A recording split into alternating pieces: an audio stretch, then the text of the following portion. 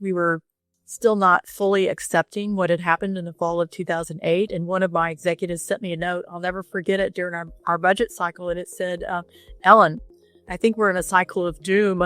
I thought I would be billing clients during the day, and then at night I'd take my pecan sandy and a glass of wine and I'd work on the business. I really wanted to be the CFO I would be if I were their CFO. I would describe myself as more of a spark that became a snowball that did a bit of a pivot. When you look at your income statement, there's nowhere that it says missed opportunities, right? We really try to look at all the things that are important in a company to keep an engaged group of employees focused on what's most important. We come together and are able to elevate problems and opportunities and successes. So I think having an operating system has been an extremely important thing for us. Organizational chart is going to have titles and boxes and who reports to who, right?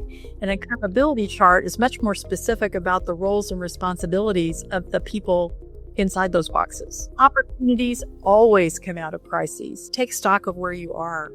Don't bury your head in the sand, but put together a contingency plan.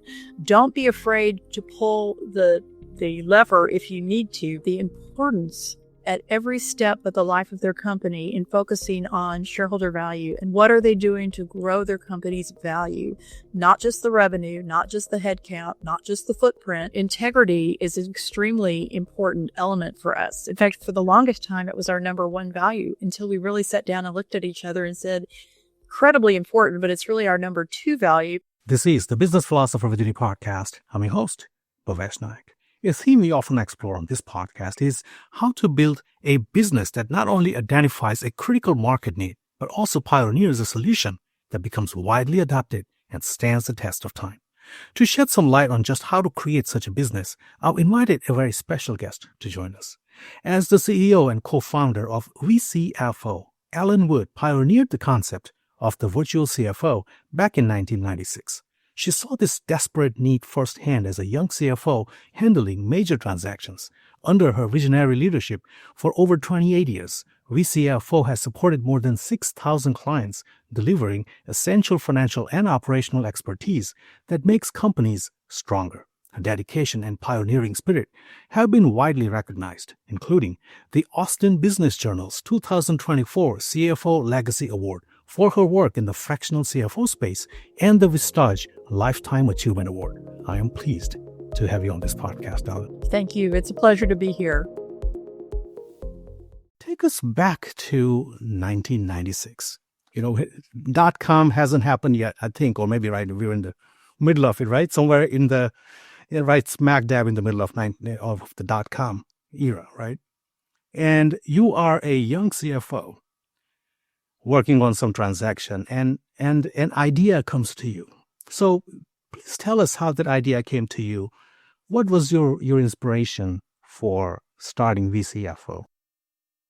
Well, for me, I was a young CFO at the time of a telecommunications company that had bought one of the first internet players that was in existence. And we were doing business in all 50 states and in Latin America, and were approached by someone from an acquisition perspective who wanted to acquire us, and went through 2 transactions. The first one failed, as happens sometimes, and then did a second transaction that was successful. But it was in that process that I realized how much I did not know about merger and acquisition activity and the things that were very important to the company at the time. So I was looking around for advice myself. What should we be doing? Leaning heavily on the attorneys. Some really bright people were involved, which was a big help. But the eye-opening thing for me was where do you get that education? That's not the kind of thing they teach you in school. And so when the transaction was finished, I had the opportunity to go to work for the company that acquired us, but I would have had to move to Florida, which was not an option in our family. And the other alternative was helping with the integration, which I did, and I enjoyed doing that. And as I did that, I thought, how could I continue to do the more interesting work of transactions and things that aren't the routine part of being a CFO, on a regular basis. And I realized that the only way to do that in small, medium-sized businesses is to work for more than one of them at a time, because most small, medium-sized businesses, they are not full of transactions all the time. There's a lot of steady state work that's going on, very important work, and it's periodically punctuated by a financing event or a acquisition or some sort of excitement that requires a true CFO level insight. And so then I realized, well, in order to do that, I'm going to have a firm or some sort of structure other than employee, because I can't be an employee of multiple companies at one time easily. And so that is really the genesis was personal interest, personal need that I saw that wasn't being met. And that's what started down the road. Now, as soon as we sort of, I guess, came up with the idea or began to engage on the idea, it was a very fortunate time. You mentioned .com. And in 1996, Austin, which is where we're headquartered, Austin, Texas, was not a well-known tech center. We had some strong tech presence here. MCC had just come to town. And, of course, we had IBM and a few others. But primarily, we were not, we were a university town and a state government town. Sure. But we were also the headquarters for Austin Ventures, which for some people listening, they'll remember that was one of the biggest players in the United States, particularly in the Southwest. And they were beginning to look at technology in a different way at that time as well. And this was just flat fortunate. There was no aha moment for me, but they had decided that they were going to start putting $1 million to $2 million behind an engineer and a marketing executive from one of their other companies to start new companies and sort of incubate ideas. And that was a really great opportunity because they sure didn't want to spend any of that early money on a CFO, but they really liked getting CFO level reporting. And so we picked up a lot of early stage technology companies that were just getting funded and needed all the basics put in place, as well as the forecast and the planning for how to optimize and leverage the money that came in.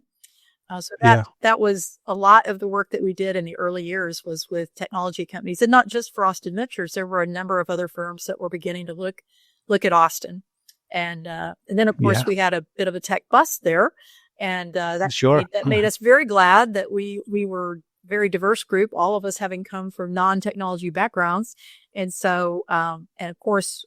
The things that technology companies need are also needed by every small, medium-sized business. The discipline, the strategic insight, the planning. And so we began to diversify our client base, which is something I recommend to everyone, is that you should diversify your client base as you're building out your business and not be reliant on any particular sector if you can avoid it.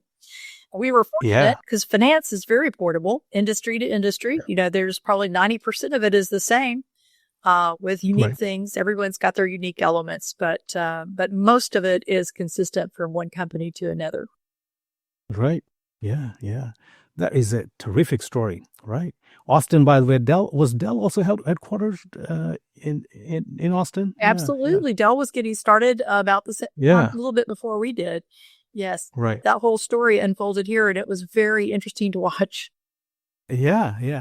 Now, VCFO obviously stands for Virtual CFO, right? And I'm assuming that you were part of that team, right? Who was actually billable Virtual CFO. I was. Putting yourself out there with the clients, right? I was. This is a company that was built by sweat equity, right? It was, Sure. I used to kid around that I would be billing clients during the day, and then at night I'd take my pecan sandy and a glass of wine, and I'd work on the business, invoicing and all those things that need putting proposals together. And there was some truth to that.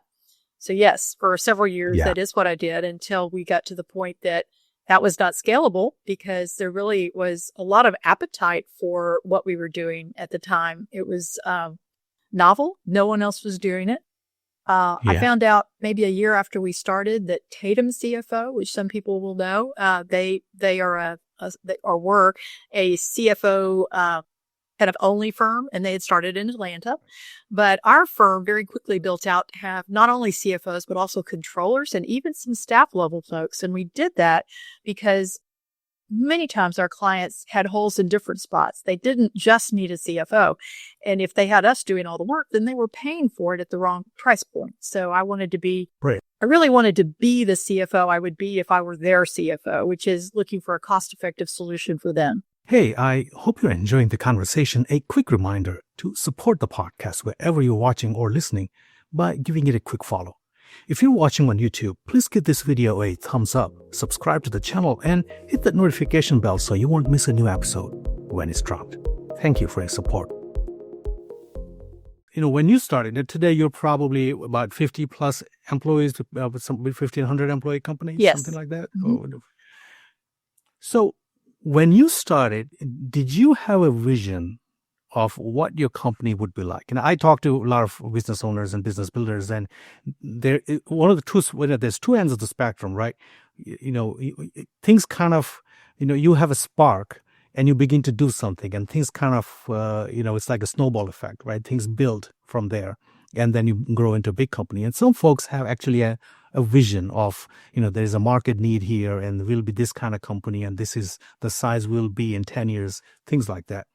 And then there are folks in the middle somewhere where they start with something, but then they pivot somewhere along the way. Did you have a vision for a company when you started VCFO? I would describe myself as more of a spark that became a snowball that did a bit of a pivot. Yeah. So, Okay. yeah. Yeah, sure. Yeah. And what do you see, what's your vision today going forward for VCFO? Well, it's interesting. My vision and the vision of the team here, which is very important, is very much what it was when we started. We want to be the team that helps our clients develop and become as valuable as they can, develop that shareholder value, instill operational excellence. That's really what we want to continue to do. We are not about being in every state. We are not about trying to say we are the biggest. We want to be the best. Yes. Yeah. And Ellen, you alluded to this a little bit. One of the things that I would like to talk about here a little bit is the who, right? Who is the client? And what I love about your company is that it's, you have a well-defined client. Now, we put them in small business category, right? Quote unquote. Now, small business is, in the US, defined from 0 to 500 employees, right? That's the wide swath of companies. Who is, and we like to kind of humanify this person, right? Like a customer avatar, right? Who is this person? So could you give us some idea of who your ideal client or ideal prospect is? What are some of the characteristics that define a good client for VCFO?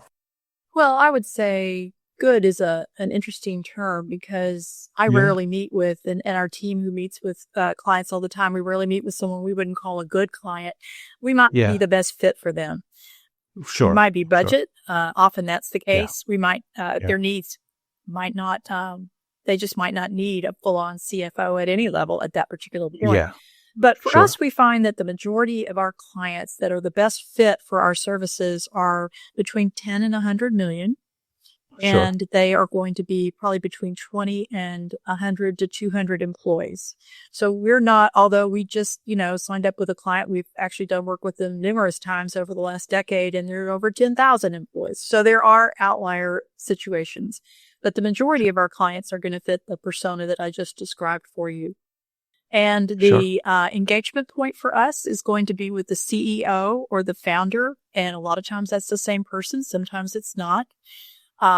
We also have a complete HR practice, which we'll probably talk about a little bit later. And they also have a similar client profile. The services that you bring to the client, I think let's talk about that. What are some of if you can outline, or just give us some bullet points of what are the things that you do for, I know that there is the virtual CFO piece. Is there anything else that you do for your client beyond that? Well, we would do everything that is in the office of the CFO. So everything, and we have people that can drop into all the roles up and down the scale within the department. So often the place we want to start is with a deep understanding of the client and what is it the client's trying to do, and then asking questions that help us guide them to the best use of us, if you will. And so every client's a little different. There's some pattern recognition after, as many clients as we've had, but everybody has their unique elements. So we start there. We really want to have a conversation, a relationship with them. And then we can identify from our experience everything that seems to be missing in their operation that we believe would be necessary to define them as having operational excellence. And then we recognize that you just can't afford all of that. I mean, a lot of times our small, medium-sized businesses, they really have a cash issue. Okay, it's very important cash to pay attention to it. In fact, that's one of the first things we often do is put together a 13-week rolling cash flow for them so that they have a good picture of cash. So, so we'll put together a phased recommendation over time and working within the budget that they're able to commit to the kind of work that we would be doing, trying to hit the things that have the biggest return and the most risk early in the engagement, and then moving on. A lot of times our role is helping our clients as they grow to add their own people. So I like to look at it again as if I was the CFO of the company. If I was, I shouldn't be paying an outsourced resource more than I'd be paying a full-time person for the same work. So if our level of work becomes, let's call it less fractional and more full-time, then we need to be guiding our client to transitioning in a full-time person. Often we're still working with them as the CFO, perhaps the HR professional, or sometimes we have 4 or 5, 6 people on an account in a fractional role. So that's part of how that works as well. Sure. So, Ellen, what I'm hearing is that you start with the foundation, which is the financials. You know, you talked about the 13-week financials, the rolling cash flow projections and things like that. So that's where you start. So it seems to me like you start with their financial position and it's sort of like an assessment of where they stand financially, and then build from there. Is that correct? Well, we really start with understanding what it is they want to accomplish, because you know, sometimes we are working with founders that haven't really considered. They know there's an exit out there somewhere, but they haven't really put a lot of definition or thought to it. So understanding what they want to do has a lot to do with the kind of guidance that we're going to bring to the table. So the in-depth understanding of who they are and what they want to do with their company guides us to putting together the right strategic forecast and framework for them to operate in. And I think that's some of the highest value that we bring to a client, is helping them see what they can do and what resources are available to them to optimize their operations. There are scads of tactical things within the finance and accounting world, no question about it. And we can handle those hands down, blindfolded. Those are those things that wouldn't be the most important right up front things. Occasionally, they're pretty important. Somebody might come in and they need an audit, for example, for a financing transaction or a large client transaction or any kind of a transaction. And they're in no way ready for that. They're books and records. That's a very tactical job to get those books and records in shape, but it may be the most pressing need that a client comes to us with. So I'm not saying that we wouldn't start there if that was a problem. We absolutely would. But very quickly, we'd want to also find out more about them and where they were headed, and if we felt like there was anything we could do to optimize their trajectory. Absolutely. If you can, if think about an ideal client that you have. Ideal client, once again, it's a good fit client, right? The client that is right in the bullseye, right in the middle. It's a great fit. You can do, basically they can use everything that you have to offer, right? And you're delighted to work with them. Could you kind of quickly tell us a story about one client where you kind of took them through this process and where they ended up today with your services and with your help? We have a client in our Colorado office that we've been with now for 15 years. And we started with them. It's a family-owned business. We started with them when they were probably a third the size they are today. And our CFO went in. We had a controller in. They used our HR services to help regularize, if you will, all of the different things that often aren't set up right when you get started in a business on the HR side. And over time, that relationship has evolved enormously. We still have our CFO engaged to this day, and we have helped them hire their own controller. They've then lost that controller because they moved. I think that's happened to them at least twice. We've dropped back in to be able to fill that position for them for an extended period of time until they could fill it again. In fact, we even helped them fill it.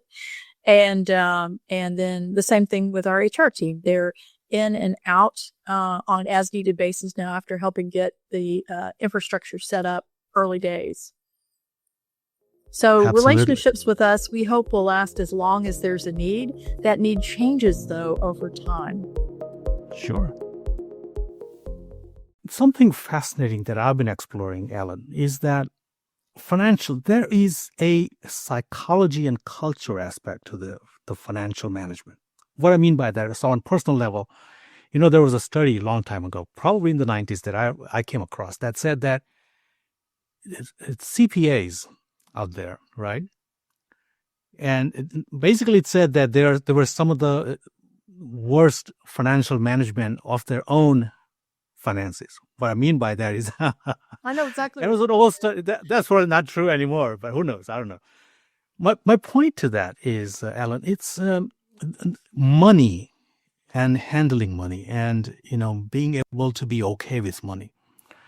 There seems to me to be there is a psychological connection to that. And for an organizational level, when you're working with multiple people, there is a cultural aspect of that, right? That psychology kind of goes into the cultural aspect of it. How do we view money? How do we view revenues, right? What is the profit? How do we make sure that our gross margins are maintained, or, our expenses are in control, and, our financials and all of the rest of it, right? So, do you agree with that or not, or what's your sense of that? Is there a connection between who we are as people and how we manage our finances, individually and in groups as organizations? That is an interesting observation that you're making, and one, honestly, I have not really focused on in that manner.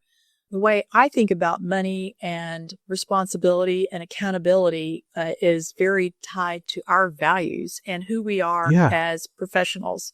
Absolutely. So, yes, most of us are CPAs, but not all of us. We have, MPAs, MBAs. We have, all kinds of different levels and certifications within the group.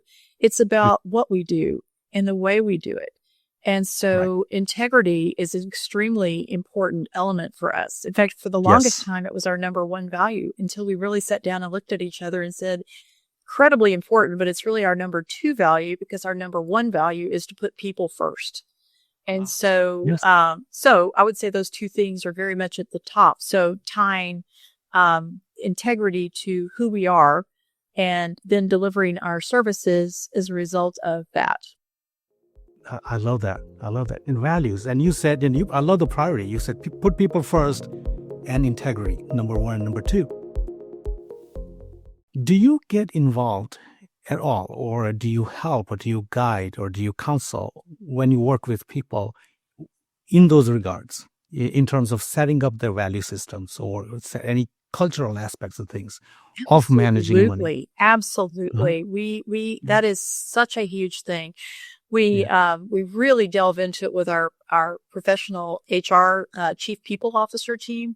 Then we'll that's not an uncommon engagement for them to take, is doing a cultural assessment on a client and then helping them understand where they have holes in their game and what they need to do, because the culture is so incredibly important to retention, and retention is something that doesn't have a line item on your income statement, but when you have a lot of turnover, there's a very real cost associated with it. And if it's a manufacturing line type turnover, you've got additional cost of sales. If it's in your operating, then you've got inefficiencies, right?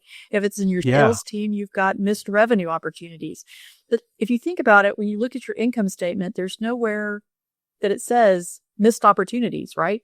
It just shows up because you don't have as much revenue, and so you don't have as much profit. And so going back to culture and how we advise them, we really try to look at all the things that are important in a company to keep an engaged group of employees focused on what's most important and moving forward.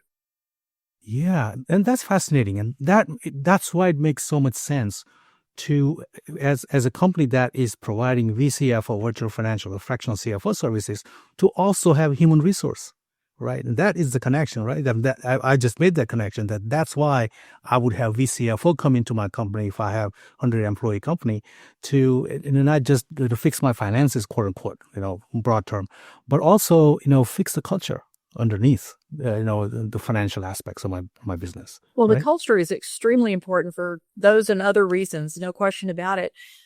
We also believe that HR is extremely important because the regulatory environment in just the period of time our company has been in business has become so much more expensive, if you will, if you're violating rules. There are rules. Yeah. And there are, especially for companies that started out as a small company and they're grown, they don't know that when you get to 25 employees, you have a different set of rules that you have to follow. When you get to 50 employees and so forth. So there's risk issues that can really trip up an early stage entrepreneur.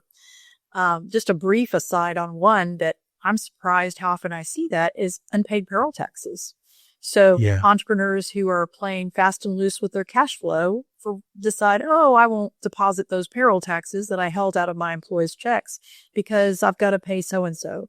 I'll pay them next month. And then next month comes and they don't. And it just grows and grows. And it is a horrific thing to do. It's very expensive. Penalties are huge. Liability on the owner and anybody that didn't make sure those payroll taxes were paid is a very big thing. And again, I mentioned this earlier, but they don't teach you that in school. I think they should. That's because a lot of folks get out and make that mistake. So that's a somewhat HR related matter to finance 100%. risk, right? Yeah. Visas is another one that has been a big issue. It's up and down, over the life of our company. There have been several periods where that's been a really big, important thing, but making sure that everybody's visa paperwork is in place. Very, very important. Sure. Just some examples. Oh, absolutely. Yeah. And, you've done this 6,000 times. So you as a company, you've done this 6,000 times. So for our viewers and listeners, this is a solid advice coming from, someone who has done it with 6,000 clients. So, this idea of basically bringing both the HR and the cultural aspect to the financial management, that is a really important piece, I think. We do too. Right? Switching the gears a little bit, you have brought this to, so there's a cultural aspect that you deal with the clients. And looking within VCFO, what are some of the things that you've done to bring your company to where it's at today? Some of the systems and processes and initiatives and innovations that you made within your own building of the company that you think is important to cite. Maybe one or two. We're not looking for the whole list. I was going to say, with this many years, I have ever so many of those. Yeah. So I think focusing internally on our own culture has been incredibly important. And we are constantly checking in on that. We do, a NPS score every year, as I recommend everybody do. We use predictive index in our hiring so that we're hiring to the attributes that we find are most successful for us. I think one of the most important things that we've done organizationally is in 2018, we adopted an entrepreneurial operating system. It's called EOS, Entrepreneurial Operating System, and it's from the book Traction. I highly recommend that to, pretty much everybody we talk to. I think that they should take a look at that. It enables you to put an accountability chart together, which differs from an organizational chart. The accountability chart really says, if this isn't working, this is who we go to. Or if we need help in this, this is who we go to. Everybody understands when you get finished with that accountability chart where they are, what they're responsible for, who they report to, and how they fit into the bigger organization. It's also a really great tool for communication because it sets up organized meetings on a regular basis of different employee groups, and it has a flow of communication between those groups so that, especially in a diverse virtual group like ours in different markets, we come together and are able to elevate problems and opportunities and successes. So I think having an operating system has been an extremely important thing for us. I will say we put it in 2018. 2019 was our best year ever. And then, of course, the COVID lockdown hit in March of 2020. Yeah. I happened to be out of the country, but I was able to call back and talk with the team. And they were so well organized and well aware of who was responsible for what, that within just a handful of days, less than a week, we had completely pivoted to operating. I know our name is virtual, but we actually have an office. So we had pivoted to being able to handle everything as we needed to. So I've really appreciated it.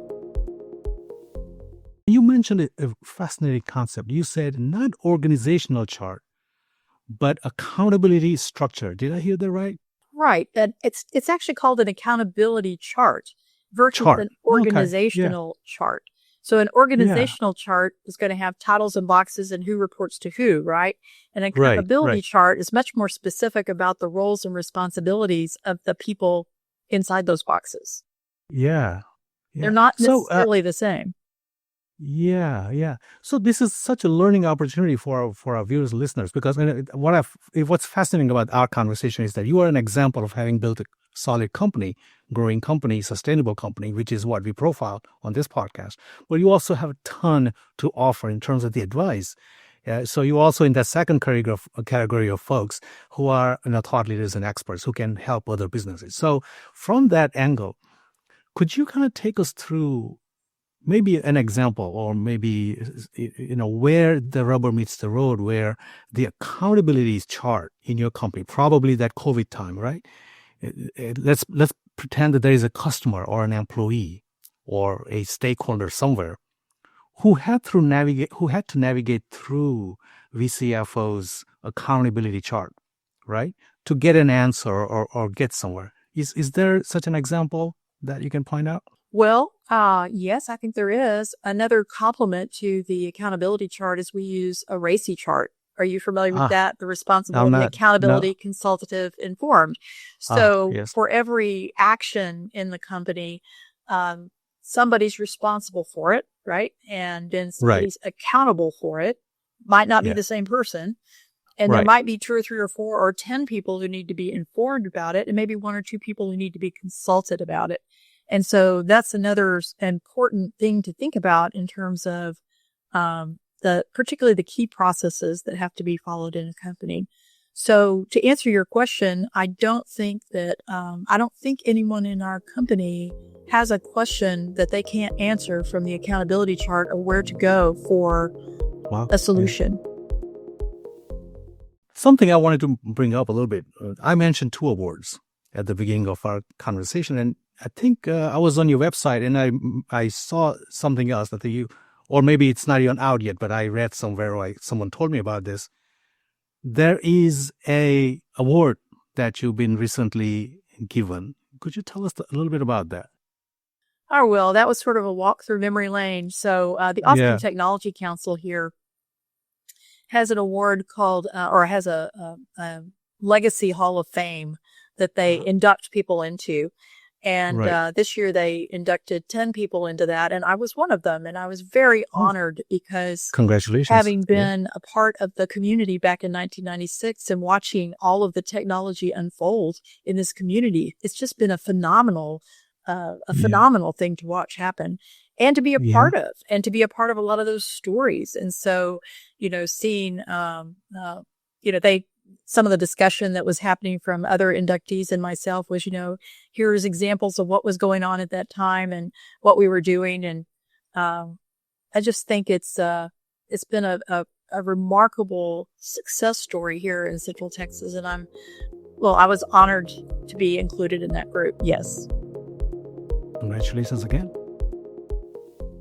And on that note, Ellen, entrepreneurship, business building, they're not always moonlight and roses, right? I talk to a lot of entrepreneurs and business builders and business owners, leaders, CEOs. Sometimes we run into situations, or perhaps many times, but sometimes we're into a situation it might even become like a dark night of the soul type of a moment where we don't know how to come out of it again, right? It could be personal, it could be professional, it could be the company going through some transition. Has there ever been a moment in your career of building this business where you felt that it was perhaps hopeless or close to it? And in what you did with it, or how did you Well, work with it, I've handle certainly it? had some moments of despair. But I wouldn't say I've ever been hopeless because that's Okay. just not how I'm wired. And I don't think a lot of Yeah. entrepreneurs are. I'm always looking Yeah. for how are we going to fix this, right? Sure. But Yeah. one of the worst ones, and for anybody in your audience who lived through it, they're probably going to agree, was the time frame in 2008 and going into 2009. Ah, yes. And for me, it hit at the absolute worst time. I was on a big expansion. We were in 5 offices, including Seattle. We had purchased some early days. This is back before this was common. We had video conferencing that we'd put in, and we had to buy these very expensive, lines between cities and pay for them for an extended period of time. We had all that infrastructure. We'd expanded our offices. Yeah. Worst possible time to do that. And so as we went into 2009, I think we were still not fully accepting what had happened in the fall of 2008. And one of my executives sent me a note. I'll never forget it during our budget cycle. And it said, Ellen, I think we're in a cycle of doom. I thought, oh no. But my goodness, we had to, ourselves, we had to cut expenses. We had to reduce salaries for a little while. Right. We had to do all the things that we were advising our clients that they had to do. We had to do it immediately. And so that was a very, very difficult time. And I'm really glad it was a long time ago. But at the same time, we were working with all our clients because if you remember, there was a banking crisis at the time. And a lot of Yes. clients were just afraid that they were going to get the call from the banker that they'd lost their line of credit. And so Yeah. we went to each of our cities and we had presentations where we pulled our clients together and we shared with them alternative funding sources that were available to them. So you lose your bank line of credit. There's always asset-based lending or there's factoring all the way down to purchase order financing. And we brought people in who could meet with them from those types of financing alternatives who really hadn't had a foothold in that market yet at that time. Yeah. To so that there was a lot more comfort for them, our clients, that the world is not falling apart Yeah. on losing your banking facility. So that, I mean, they were worried about a lot of things, but we were helping them trim costs. We were helping them put together survival plans and kind of the best case, worst case, most likely case scenarios, which we often recommend. Sure. And Yeah. that for us as well was a very challenging time. Yeah, yeah. And, from my perspective here and the way I see the world, I think that we still haven't recovered from 2008 yet. I mean, a lot of the things that it's just a personal opinion, a lot of the things that we see today, political and otherwise, can be traced back to 2008, inflation and deflation and, all the things that have happened. So anyway, but I don't know if you have a take on that or not, but it was just 2 cents from me. I think it's been a very strange almost 20 years since that happened. I also think it was a very sad period where we had interest rates, in my opinion, artificially low, which affected the generation that had retired and was in the fixed income section. Of course, that's more of the personal side, but a lot of people wound up paying for that fiasco for a very long time. Absolutely. Absolutely. Yeah. So, and there are kids, I'm just thinking about some of the kids who were born there who might be in their teens now, 2008 and 2000. So, they're about to be adults and who had never heard about that. And they just lived through this time when things were very cheap, quote unquote, right? So interest rates were low, 3%, I was 4%. just thinking about that. I don't know Yeah. about you, but Yeah. my first car loan when I got out of college was 19.5%. That's terrible. And my first mortgage was 12.5%, and kids today are like, oh, where did the 3% money go? I'm like, that was remarkable. That was remarkable money. Yeah, that's not normal. Yeah. It's not normal. So, yeah, absolutely. When we go through some difficult times, we sit back sometimes and we go through some introspection. What was the lesson that you came away with from that period that you had to deal with, the 2008 crisis and what happened with your company and what you were doing? Was there something that you would want to share with someone to, and say, hey, here is one thing that I want to tell you that, you take it to heart and live with it? Is there something that you learned that is, that as you dug deep inside yourself, you found to be like a nugget of gold to share with someone? I don't know if it's a nugget of gold. And I will say that was actually the third financial crisis I've been through in my lifetime, because I Yeah, really caught the yeah, tail end of the real estate crisis. And then there was the tech downturn in the early 2000s, right? And yeah, then yeah. 2008 was, far and away the worst one. But I think, and I frequently do talk about this, the most important advice I give to clients is take stock of where you are. Don't Uh-huh. bury your head in the sand, but put together a Yeah. contingency plan. Don't be afraid to pull the lever if you need to, because when you're sponge Yes. cutting, which is often the emergency immediate need that needs to happen in a crisis, you're never going to get back money that you didn't make the decision on 2 weeks ago. So every Yeah. week that you delay those important decisions is not to your advantage. It doesn't give you dry powder to pivot and take opportunities that are going to come out of this. Yeah. Opportunities always come out of crises. You don't know what they're Yeah. going to be until they come, but you want to keep your eyes open, and you want to be looking. So that would maybe be the second piece of advice is be aware, situationally aware, that there's opportunities in the pain that you're going through. Absolutely. Those are words of gold. And I think that is terrific advice. Just one little clarification. You said pulling the lever. Is that a metaphor for making a decision? Is that what you're Executing, saying? right. Call it, making the Executing. call. There's one thing to Yeah. put the plan together. It's another thing to actually execute on it. And Yeah. we think it's a really good idea to have the plan in hand. As soon as you see those storm clouds on the horizon, stop and take stock of where you are, what the impact could be. We've recently done that with our clients on tariffs. It may not affect our clients directly, but does it affect their clients? Does it affect their that can be a real revenue adjuster or a collections risk. So you have to, whatever the crisis of the day happens to be, you need to look at how it's potentially could impact you and put a plan together to deal with those contingencies, and then decide what would be the tripwire, again, sort of like a lever, where you would have to make that call. Absolutely. And then have the discipline to do it. Yes. Entrepreneurial journey, business building journey. It changes some entrepreneurs, not all of them. So, in movie industry, there's, when they write a story about a character, there's a protagonist. There's two kinds of protagonists. There is one that goes through an internal change, right? And there is another one, James Bond, who doesn't change. He's just this, or Indiana Jones, right? They are basically, they remain the same, throughout the movie. But then 80% of us, when we go through some changes in life and through our careers, we change a little bit on the inside. Has there ever been, through your journey, is there a Ellen before and Ellen after?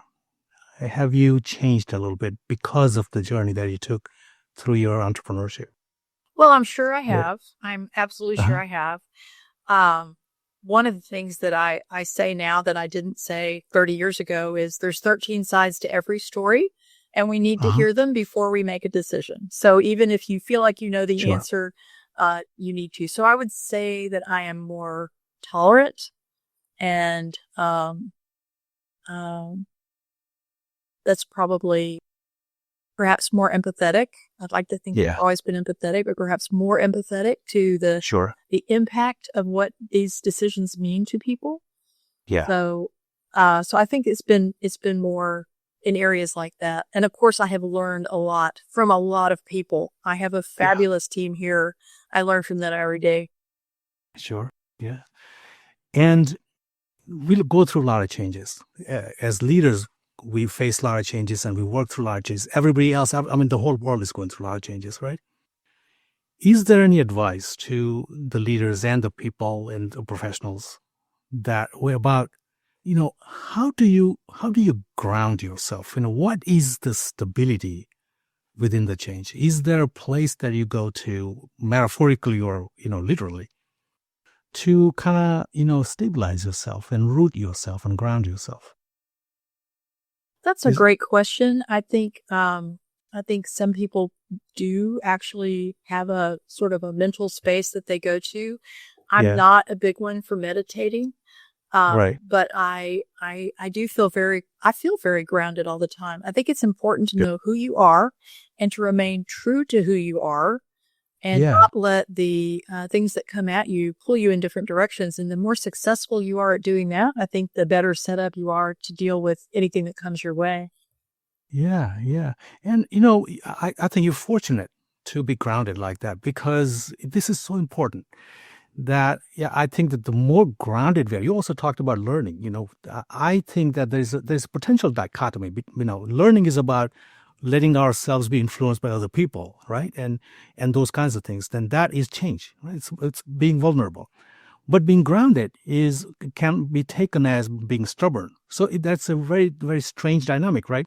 But I think both are needed. What I've seen is that the more grounded we are, the better learner we are, the more tolerant we are to other people's perspectives, right? Because we are sure of where we stand, and that will change our mind if we need to. So, it, were you just wired like that, or was there anything that you did in your developmental journey, even before started the business? Was there anything in your background that compelled you to say, "Hey, I need to find my grounding somewhere," or was it something that just a gift? It's very hard to say at this point in my Uh-huh. life. Yeah. I think that I think everyone is heavily influenced by their upbringing and the Yeah. values in their family and Sure. in the people that they surround themselves with. And I think that that's certainly the case for me. I feel like I had great models and mentors in my parents and Huh. grandparents. I was lucky to have my grandparents for a very long time Yeah. and watching how they lived their life. That's what I mean by grounded. Yeah. I'd like to think I don't mean stubborn, but some people would probably say Right. I am. No. No. Yeah. Yeah, I wasn't really thinking of it in the stubborn sense as much as Yeah. I'm comfortable with who I am. And Right. Well, that's what I meant. I Right. don't need Yeah. to pretend to be somebody else or let someone be Exactly. there. Yeah. And I think that Yeah. the more Yeah. that you are there, the easier it is for you in life. Exactly. Exactly. Yeah. Yeah. And I just meant it could be taken as being stubborn or closed off. But and I think your definition is the one that I agree with. Exactly. You're right. Anything that we have not covered today that you would like to talk about, Ellen? Anything that is close to your heart that you would like to share on this podcast and the listeners and the viewers of this podcast, or the people that are within your company or your circle of influence that would like to, a message that something that you would like to share? Well, that's a broad invitation, but there is one thing that I would like to say to your audience that I think is very important, and I didn't really touch on it, and that is the importance at every step of the life of their company in focusing on shareholder value and what are they doing to grow their company's value, not just the Yeah. revenue, not just the headcount, not just the footprint, but the actual value of their company. And so we think it's so important. We put a program together to do that for our new clients a couple of years ago. But whether you did it with us, or you did it with someone else, you did it yourself, stop and look at what you're worth today. Think about what you should be doing, could be doing every step of the way from here to an eventual exit. And everybody has one. You're either going to Yeah. sell or you're going to pass it on to your family or in some cases, sadly, but about 50% of the cases, you may wind up going out of business. But and then focus on those things and weave them into your strategic plan. So often entrepreneurs are so busy in the trenches Yeah. getting the work done, they don't pause to step up kind of above that and think about what are the higher value strategic things the changes I could be making that would put me in a better spot a year from now, 2 years from now, 3 years from now. Yeah. And I think you mean in literal terms, like if I was selling my business, let's say tomorrow, what would I get for it? Is I that mean, what you in mean? very little literal terms. I mean, look at Right. what your company and look at how it would be valued today in the Yeah. market if somebody was looking at you, and think Yeah. about where you have failures that are causing you not to be optimized in your value. It could be that you're not optimally, from a benchmark perspective, you don't have the best ratios compared to others in your market. It could be that your culture is off or you have a leadership Right. hole or you have a regulatory problem or customer concentration problem. There's things that you can fix. I mean, there's so many Yeah. things that you can fix. And I strongly suggest folks pause and take a look at that, think about those things, and not just focus on the next deal and the revenue only, revenue growth only. And that's I think a blind spot that a lot of entrepreneurs have. Absolutely. So, Ellen, at this point in your career, who is a good person for you to connect with, and how do they get hold of you? You mean someone that like a prospective person? Prospective client. It could be prospective board member or someone where you could add a value as a board member or something like that. Well, I love to talk to people for all those reasons. So a great way to get a hold of me is through LinkedIn. So that would be a great way to, and just, tell me what you're thinking about or what your question is. If there's something I can do to help you, happy to do that. We do a lot of that. Talking to people about what resources are available that we know of. And Excellent. We'll put all of that in our show notes that will be published with the episode. And I thank you, Ellen, for sharing your story. It's a fascinating story. And, you serve two purposes here. So you're an advisor for our audience, and you're also an example of having built a company that you advise and work with your clients to help them build. So thank you so much. Well, again, thank you for the opportunity. I do appreciate it.